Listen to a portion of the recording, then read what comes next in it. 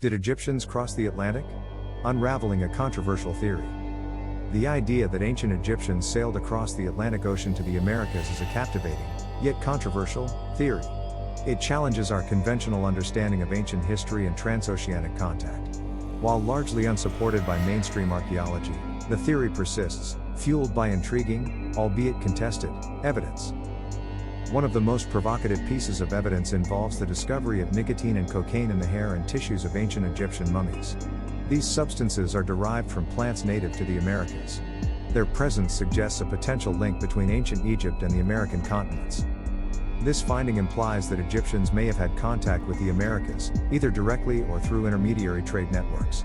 However, critics argue that contamination during the mummification process or later handling of the mummies is a more plausible explanation. The debate continues. It's crucial to remember that the mere presence of these substances doesn't definitively prove direct transoceanic contact. Indirect trade routes, involving multiple cultures and continents, could have facilitated the transfer of these substances to Egypt. Further research is needed to clarify the source and timing of the contamination. Another argument centers on the Olmec civilization of Mesoamerica, particularly their colossal stone heads. Some researchers have pointed out that the facial features of these heads bear a striking resemblance to those of Africans or ancient Egyptians. This has led to speculation that Egyptians may have influenced Olmec culture. Proponents of this theory suggest that the similarities in facial features are too significant to be coincidental. They argue that they indicate a direct connection between the two cultures. However, mainstream archaeologists attribute these facial features to artistic conventions and regional variations within the Olmec population. It's important to consider the possibility that the perceived similarities are subjective and influenced by modern biases. The Olmec civilization developed its unique artistic style independently. Attributing their artistic choices solely to Egyptian influence oversimplifies a complex cultural phenomenon. Thor Heyerdahl's Ra II expedition provides another line of reasoning.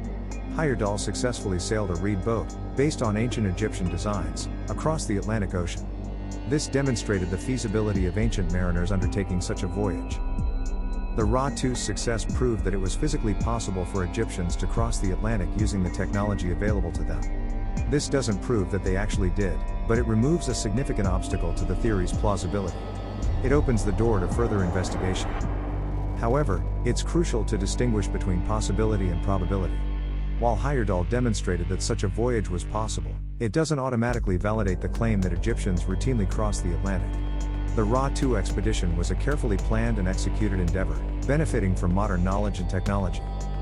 Despite these intriguing arguments, the mainstream archaeological community largely rejects the theory of Egyptian Atlantic contact. The primary reason for this rejection is the lack of conclusive evidence. The existing evidence is often circumstantial and open to alternative interpretations.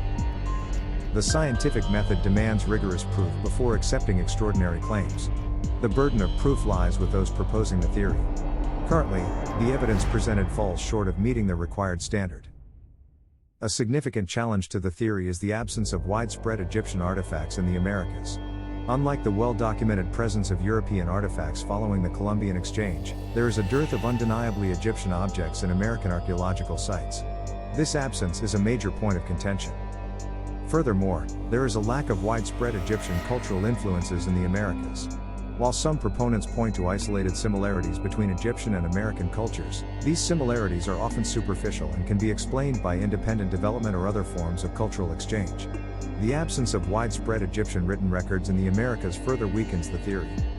The vast distances and challenging ocean currents of the Atlantic Ocean pose formidable obstacles for ancient seafaring technology. While Heyerdahl's Ra II demonstrated the possibility of such a voyage, it also highlighted the difficulties involved.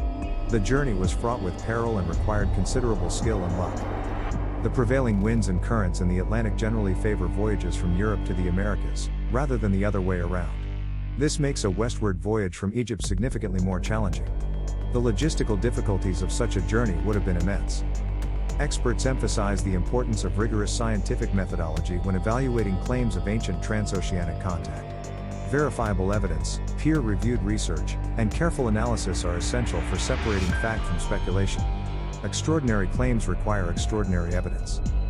The scientific method demands that hypotheses be tested through observation and experimentation.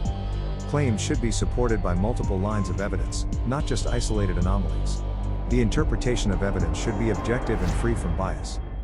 The presence of nicotine and cocaine in Egyptian mummies warrants further investigation.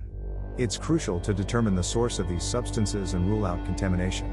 Advanced scientific techniques, such as DNA analysis and isotopic dating, could provide valuable insights. Confirmation of these findings by independent researchers is essential. The initial studies should be replicated to ensure their accuracy and reliability. The scientific community should remain open to new evidence, but also maintain a healthy skepticism. The interpretation of the Olmec heads remains a subject of debate among experts. While some see similarities to African or Egyptian features, others argue that these similarities are superficial and reflect the artistic conventions of the Olmec culture. A thorough understanding of Olmec art and culture is essential for interpreting these sculptures accurately.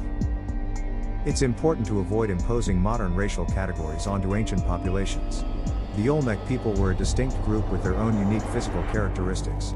Attributing their features solely to Egyptian influence is a simplification that ignores the complexity of human diversity. The success of the Ra-2 expedition demonstrates the possibility of transatlantic voyages in ancient times. However, it does not automatically validate the Egyptian Atlantic crossing theory. It merely shows that such a voyage was physically possible, not that it actually occurred on a regular basis. The Ra-2 expedition was a carefully planned and executed endeavor, benefiting from modern knowledge and technology. It's important to consider the limitations of extrapolating from this modern experiment to the conditions faced by ancient mariners. The challenges of navigation, weather forecasting, and resource management would have been significantly greater in ancient times. The theory of Egyptians crossing the Atlantic remains a fascinating, but largely unsupported, hypothesis. While the arguments presented are intriguing, they lack the robust evidence required to overturn our established understanding of ancient history. The debate highlights the importance of critical thinking. Rigorous scientific analysis is essential for evaluating claims of ancient transoceanic contact.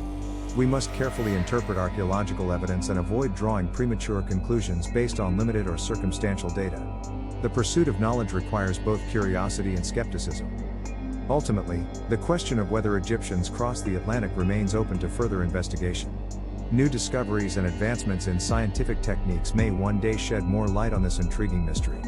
Until then, the theory remains a captivating, but unproven, possibility.